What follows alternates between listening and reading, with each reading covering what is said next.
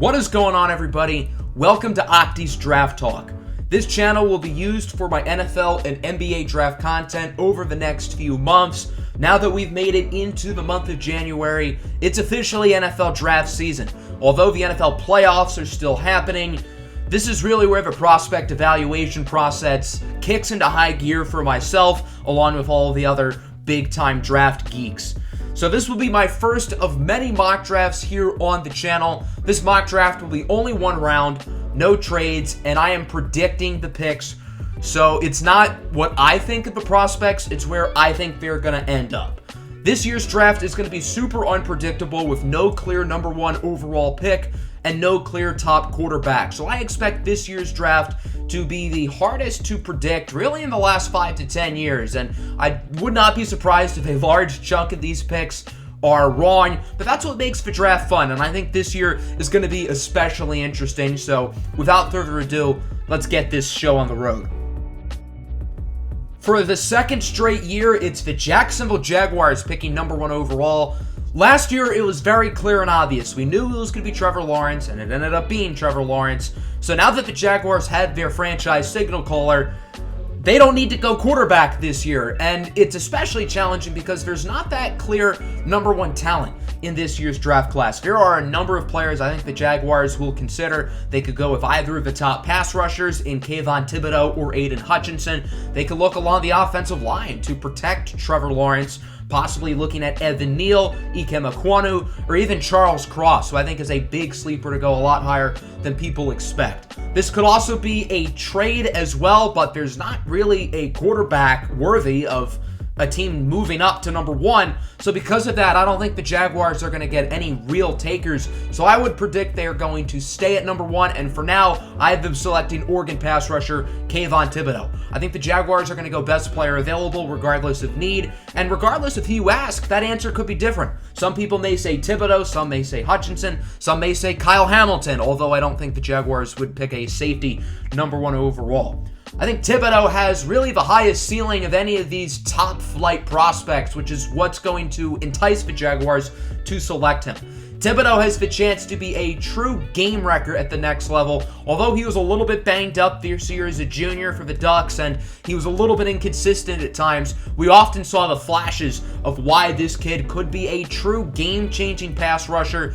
The Jaguars have invested multiple first-round picks in edge in recent years with Kayvon in 2020 and Josh Allen in 2019, but you can't really go based off of need number one overall because you have to just ensure that you get who you feel is the best football player in the draft. And it's not like Kayvon has worked out. Plus, Josh Allen is in need of a new contract soon, and I'm not so sure how willing the Jaguars are on paying him long term. So that's why I have Thibodeaux being the pick, but this is certainly subject to change. It very well could be Hutchinson. It very well could be one of the offensive linemen, and I wouldn't be surprised if I go back and forth throughout mock draft season on who the number one pick ends up being. For the Detroit Lions at number two, my favorite team, I expect it to be the pass rusher who doesn't go number one. So either Thibodeaux or Hutchinson. If the Jaguars pick one of the offensive linemen, that's great. The Lions get their choice of the two pass rushers, but if not, I think they're going to take whichever one falls, which is Aidan Hutchinson, the local product out of Michigan. Again, I think in an ideal world, the Lions would look to trade down, but there's probably not going to be a ton of teams calling Detroit about a move up. So assuming the Lions do stay, I think Aidan Hutchinson would be a phenomenal pick.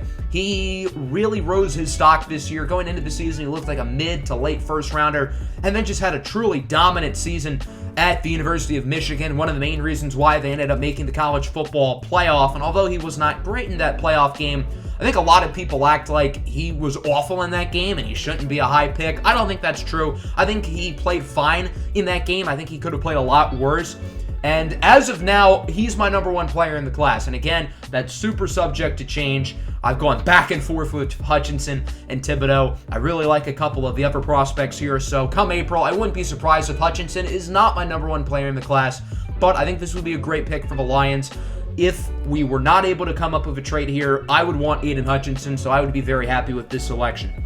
At number 3, the Houston Texans. This is a very weird spot because after Thibodeaux and Hutchinson, it's not really clear where Houston would go. There are multiple offensive linemen projected in this range. I think a lot of people are expecting Neal to be the top tackle. And again, that wouldn't surprise me. A lot of things really wouldn't surprise me this year. But I have them selecting Ikem Ekwonu, the offensive lineman out of NC State. He's probably going to play left tackle at the next level, but I think he has a lot of versatility. And with the Texans already having Laramie Tunsil, I think Ekwonu could slide over to right tackle. He could slide over to guard. But this is another place where you really just have to go best player available. I think some people would say it's Aidan Neal. Some may say Kyle Hamilton, Derek Stingley. A lot of guys could fit the bill for who the Texans think is the best player on the board. But I think teams are going to be very high on Ikem Ekwonu. I think the league is a little bit higher than the draft media on Ekwonu, and I think he's going to go a little bit earlier than people expect. At number 4, the Jets select Aidan Neal, offensive tackle out of Alabama. The Jets certainly want to improve that offensive line, and they've invested multiple first-round picks in the offensive line in recent years. They traded up to get Elijah Vera-Tucker out of USC last year, who had a fine rookie season, nothing spectacular, but he definitely looks like he's going to be a stable piece for the future. In 2020, they picked Mekhi Becton, who, when has been on the field, he has been great, but he spent pretty much the entire season injured. Some reports have said that the Jets may look to trade Mekhi Becton. He's out of shape. He's not really working all that hard to get back on the field because he was supposed to return towards the middle of the season from his injury, and he didn't come back at all. Personally, I don't think the Jets want to get rid of Mekhi Becton. I think most of those rumors are smoke, but regardless if they're real or not, I think the Jets may want to look along the offensive line. I think Aidan Neal could slide right in over to right tackle. He is a gigantic human being, 6'7", 350 pounds, a mauling run blocker, very solid pass blocker as well. So I think this will be a really strong pick for the Jets. The Giants have 2 picks in the top 7, so we're going to talk about the Giants picks and then we'll go to Carolina. I don't think Giants fans are really going to like this mock. Charles Cross at 5 and Nakobe Dean at 7. I don't think this would be a bad haul for the Giants at all. Charles Cross is, I guess, kind of a sleeper of mine. I think a lot of draft analysts are very high on him. They do have top 10 grades on him, so I guess you can't really call him a sleeper. But I don't think people realize how talented of a prospect Charles Cross is, and I fully expect him to be a top 10, maybe a top 5 pick. I wouldn't be surprised if he's the first offensive lineman off the board. That's how good I think he could be. And it's no secret the Giants need offensive line very badly. They have to use at least one of these 2 picks on offensive line. And I think Cross is far and away the best one on the board. And then with their other pick, they have a lot of options. They could go back to the offensive line, look at someone like Tyler Linderbaum out of the University of Iowa. But I think this is going to be a defense pick, specifically in the front 7. There are a few different players they can look at here, such as David Ojabo, George Karlaftis. But I have them selecting Nakobe Dean. Dean has sort of gone all over the first round in mock drafts that I've seen. Some have him going in the top 10. Some have him going in the bottom 10 of the first round. But Nakobe Dean just had such a phenomenal season this year for the Georgia Bulldogs. And if you watched that national championship, you heard Fowler and Herbstreit, the commentators, just raving about how good of a leader he is. And I think more than anything, the New York Giants need a total culture change. Their organization is just a total mess right now. And I think having a true leader like Nakobe Dean who can completely flip the culture in an organization would be a big deal. You're not just drafting for leadership in the top 7, but that's the icing on the cake with Nakobe Dean, who I think would instantly become maybe the best player in this front 7 on day 1. And obviously someone who's going to be a leader on this defense for years to come. So we did some bouncing around. Now that brings us to the Carolina Panthers at 6.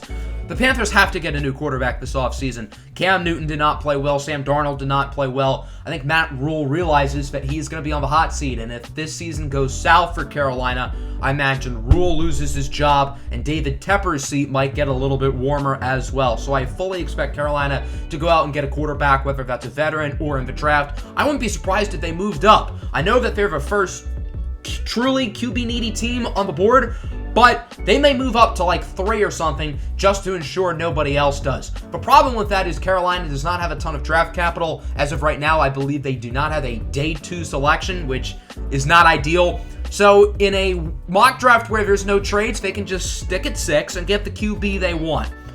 As of now, I think Kenny Pickett out of Pitt is QB1. It wouldn't surprise me if a different quarterback was the first one off the board. Pickett had a phenomenal season. I don't think he has the ceiling as some of the other quarterbacks, but I think Carolina wants someone who can come in, start right away. Kenny Pickett is a very well-rounded quarterback. He has pretty solid arm strength. He has a good feel for the game, decent enough mobility, and I think he would instantly become QB1 in Carolina over Sam Darnold, over Cam Newton. So I think this would be a strong pick for the Panthers.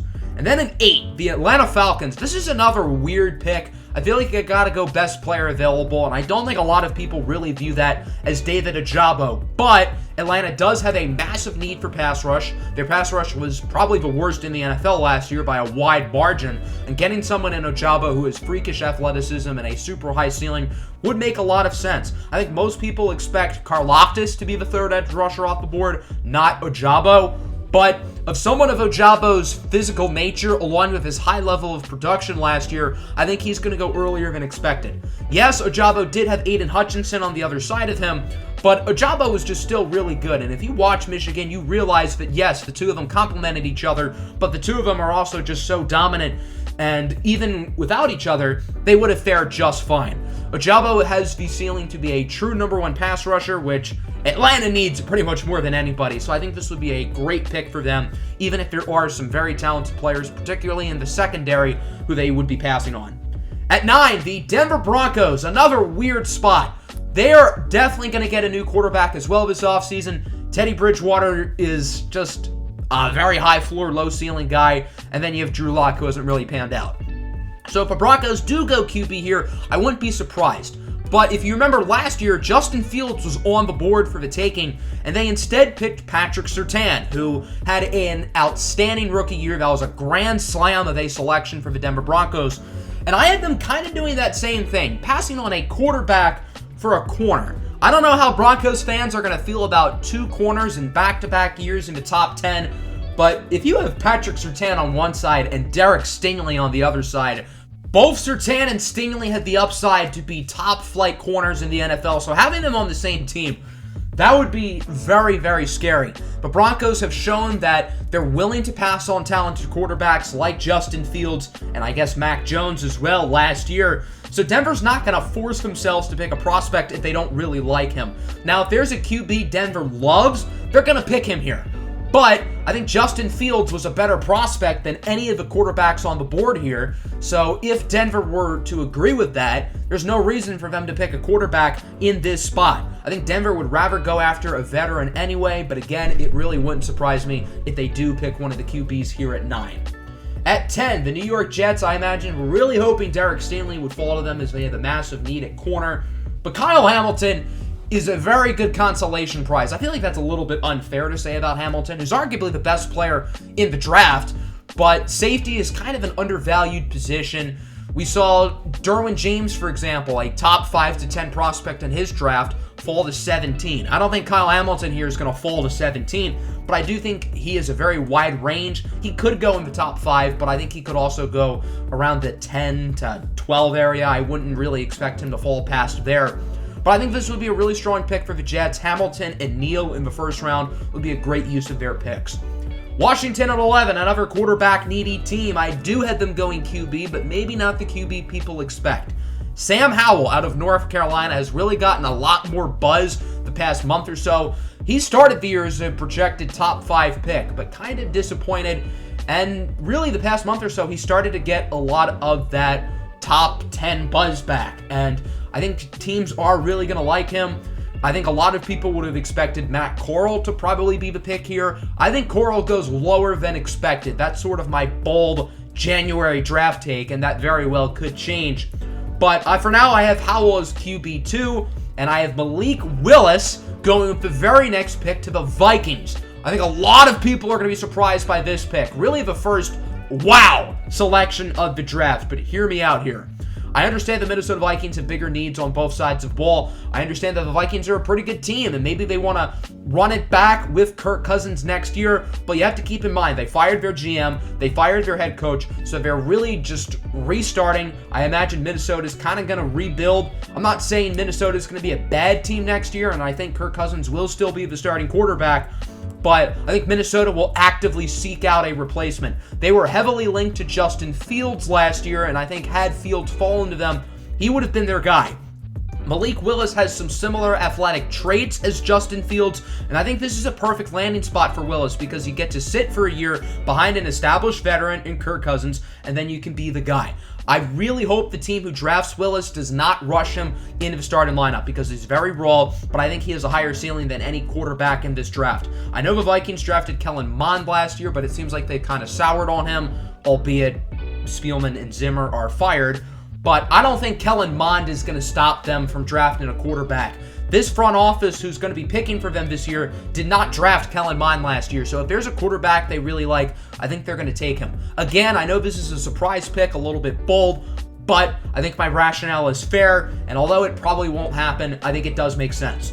Cleveland at 13. They're going to go with Garrett Wilson, the first wide receiver off the board out of Ohio State. Wilson, for me personally, is wide receiver 1 in this class as of now, and I think this would be a really good pick for the Browns. They have one of the weaker receiving cores in the league. Odell Beckham is obviously out the door, and I think Garrett Wilson, keeping him in Ohio, would be a home run pick. Not a whole lot to say here other than that this would make a ton of sense. The Baltimore Ravens are definitely one of the most interesting teams in the draft this year because there are so many different ways they could go.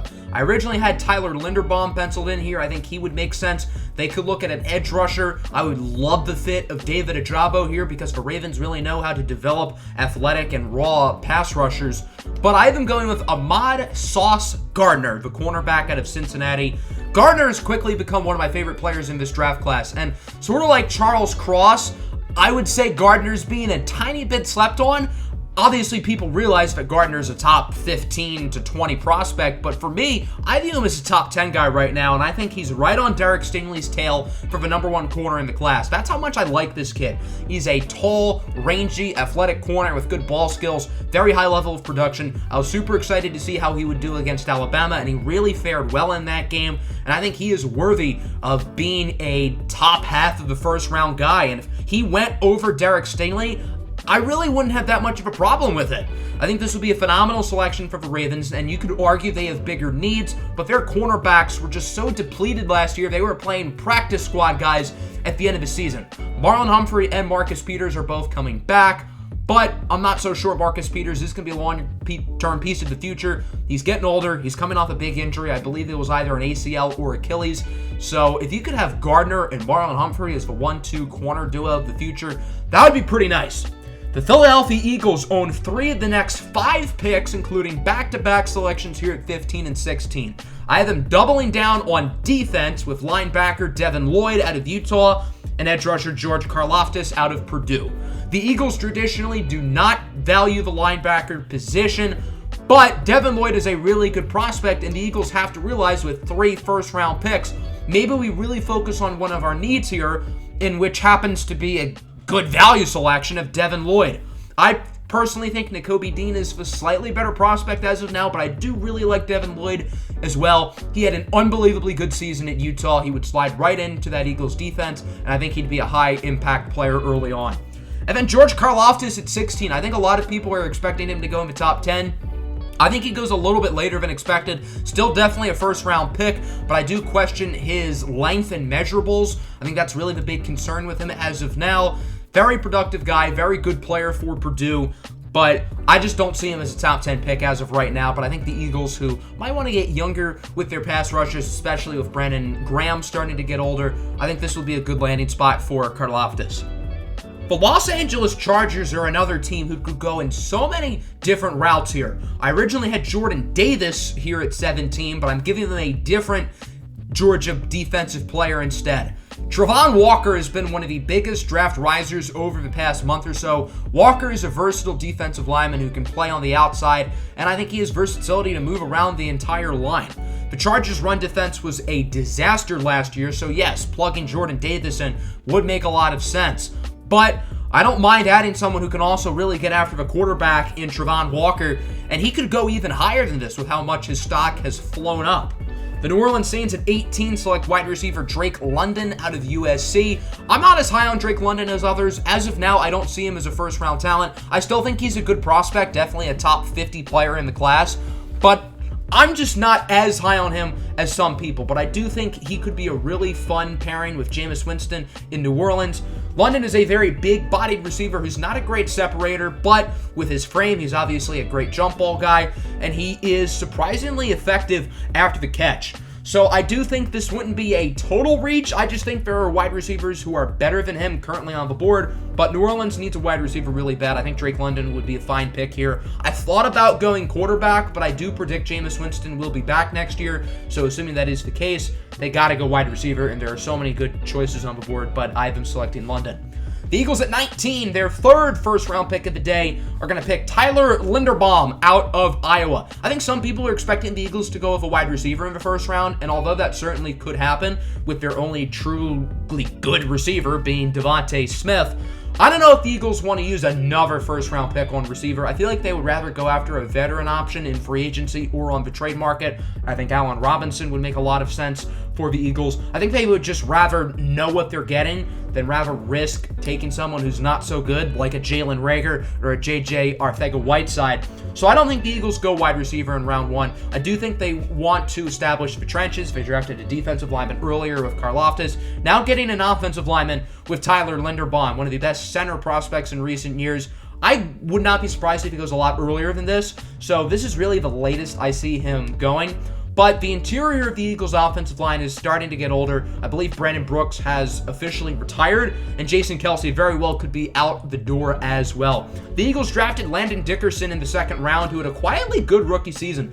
I know a lot of the attention has deservedly been on Creed Humphrey, who looks like one of the best players in last year's draft. But Landon Dickerson was good last year, and he can play center along with guard. He mainly played center at Alabama, but for the Eagles, he was mainly playing left guard. So you could have Dickerson as the center or as one of the guards of the future. So in this case, I imagine Dickerson stays at guard. You develop Linderbaum to be the center.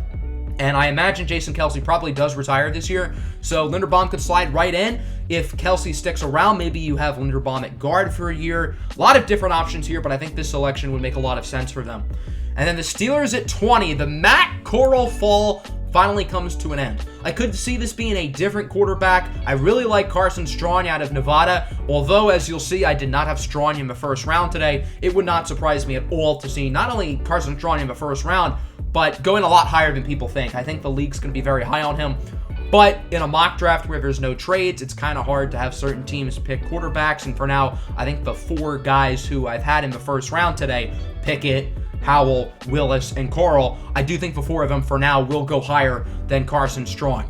Big Ben is obviously done. Now, there is a report that the Steelers are comfortable with starting Mason Rudolph. If that's the case, then what the hell are they doing? Mason Rudolph is not good, and if they did really think he could be the guy, he would have come in this year and played over Ben Roethlisberger. So I don't think Mason Rudolph's going to start for them. I don't think he should start for them next year. Matt Corral is a polarizing prospect, but I do think he has the physical upside and the character to be really good. I think he's someone who would really embody and embrace being a Pittsburgh Steeler, and I think he'd probably slide in and start right away. The New England Patriots at 21 select wide receiver Jameson Williams out of Alabama. Williams is a playmaker. He has unbelievable speed, unbelievable ability after the catch, and people don't realize his size. He's like 6'2". He's a big guy. Very reliable hands. Was arguably the best receiver in the country this year, and although he is coming off an ACL tear in the national title game, I think he will probably be good to go in the beginning stage of the season, so I don't think that'll scare teams off too much. And I think the New England Patriots could really use a game changer on the offense. They made some good moves in the offseason, acquiring guys like Kendrick Bourne, Hunter Henry. Both of them were highly effective. And they also acquired some other players like Jonnu Smith and Nelson Aguilar, who maybe weren't as good. Jacoby Myers is a very solid wide receiver as well. But a common theme with the New England offense is they just don't have explosive playmakers at wide receiver, at tight end, or at running back. So adding someone who is just an absolute weapon with the ball in his hands like Jameson Williams would be a really fun pick. And I would be very intrigued to see Williams in New England. I think that'd be a very fun fit. The Raiders at 22 select Andrew Booth Jr. out of Clemson. This is a robbery right here. I don't think Andrew Booth has any business falling this far, but if he does, the Las Vegas Raiders are going to be glad to scoop him up. I was a little bit surprised by them firing Mike Mayock. I honestly would have kept him around. I'm very curious to see what he would have done without John Gruden, because I think a lot of the Raiders' drafting issues, at least early in the draft, have been because of Gruden. And I think Mike Mayock has been the catalyst for finding a lot of these late-round gems like Max Crosby, Hunter Renfrow, even Divine Diablo this past season. So I'm curious to see who they end up hiring. I'm curious to see if they keep Rich Bisaccia as their head coach. But regardless, they might want to add another outside corner. Casey Hayward's not getting any younger. Trayvon Mullen's on the final year of his deal next season. And Nate Hobbs is more of a slot guy. So I think Andrew Booth would be phenomenal value. One of the better picks in the first round. The Cardinals definitely would have picked Andrew Booth, but they'll gladly settle for Roger McCreary as well. One of the best defensive players in the SEC this season. Obviously, Georgia and Alabama had plenty, but other than those two schools, I think maybe the best defensive player in the SEC was McCreary, who had an outstanding season for Auburn. The Cardinals have needed to go corner early for a while, and they just haven't.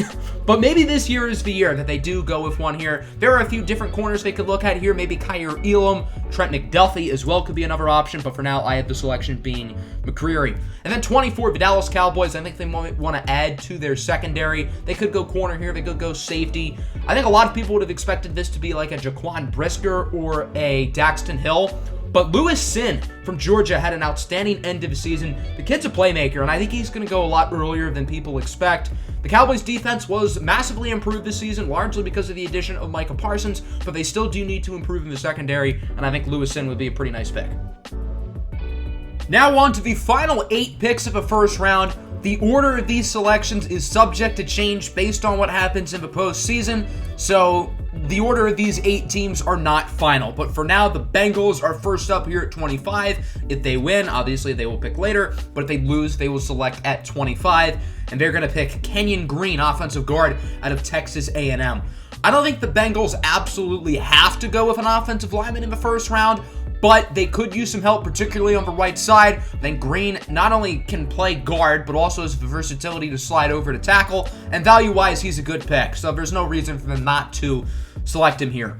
The Dolphins at 26, their offensive line is a train wreck. Now again, if there's a really good value at a different position, you might have to do that, but there wasn't anybody who I thought made perfect sense outside of the offensive line, so because of that, we're going to give them offensive tackle Bernard Romaine. I hope I said his last name right, out of Central Michigan. Super high ceiling tackle. His stock has really improved throughout the season. I would probably prefer the Dolphins to get someone who's more of a high floor guy, just so they can get like a set starter. But I think Romaine here could be really, really good. And if the Dolphins develop him, he could be the franchise left tackle of the future. Jermaine Johnson II, edge rusher out of Florida State to the Buffalo Bills. I think the Bills could certainly look to add to the trenches here. Johnson is another player whose stock has really improved throughout the season, and I'm excited to see what he does at the Senior Bowl, and I wouldn't be surprised if his stock goes up even more throughout the offseason. He's a versatile pass rusher who can play with his hand in or out of the dirt, and I think the Bills would certainly value his versatility. The Lions at 28. This is an interesting spot. This could be a quarterback, although I really don't think so. A very large amount of mock drafts I've seen have the Lions going QB at 28. I don't think it's going to happen. I don't think it should happen, although I do like Carson Strong a lot. I wouldn't totally hate picking Strong here. Desmond Ridder out of Cincinnati is also an option, but I would be very surprised if we used a high pick on a quarterback this year. I think the most likely spot would be wide receiver or defensive back. Corner is a fine position on the Lions roster. Jeff Okudah is going to be back next year. Amani Oruwariye had a really good year. Jerry Jacobs was a phenomenal undrafted find. And Ifeatu Melifonwu, a third-rounder last year, played well when he was on the field. I think those 4 players are all pretty solid, but I don't think they're going to stop the Lions from picking a corner if there's one they'd really like. Trent McDuffie, Kyer Elam, Martin Emerson, and Kyler Gordon, all possible options. I think a safety as well could make sense. Regardless if Tracy Walker is back on the roster or not next year, which I really hope he is, another safety could be added. Jaquan Brisker, Daxton Hill would make a lot of sense. But wide receiver is also a massive need. There's still plenty of receiving talent on the board. You could look at Chris Olave. You could look at Jahan Dotson. A few different players who I think the Lions would consider. But I have them getting Treylon Burks out of Arkansas, a big-bodied athletic freak. He's a huge receiver who runs really well, super athletic. And I think you could compare him physically to a slightly less freakish version of DK Metcalf. I think the size and build and athleticism is there, and I think Treylon Burks will be a nice pick. If Hutchinson and Burks are our first 2 picks, I'd be pretty happy as a Lion fan. Jaquan Brisker out of Penn State to the Chiefs. They could look at wide receiver here. I think Jahan Dotson would be really fun on the Chiefs. Pair him up with Tyreek Hill, Mecole Hardman, Chris Olave as well would be really cool. But I think they're going to look to defense. The safety position has been not the best for them this year. Tyrann Mathieu cool, but Daniel Sorensen is awful. When Juan Thornhill has played, he's been very disappointing, so I think the Chiefs could look to go elsewhere, and I think that very well could be Penn State's Jaquan Brisker. Chris Olave to the Bucs at 30. This time last month, the Bucs had probably the best receiver trio in the league. But Antonio Brown's obviously not coming back. Chris Godwin is a free agent at the end of the year. He played on the franchise tag this past season, so I imagine he really wants an extension or just a new long-term contract. I wouldn't be surprised if they're unable to pay him. So they may look to draft a wide receiver early.